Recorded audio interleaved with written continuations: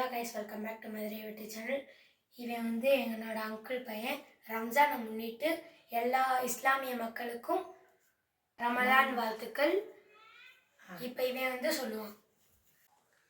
அஸ்ஸலாமு அலைக்கும். அல்ஹம்துலில்லாஹி ரப்பில் ஆலமீன். அர்ரஹ்மான் இர்ரஹீம்.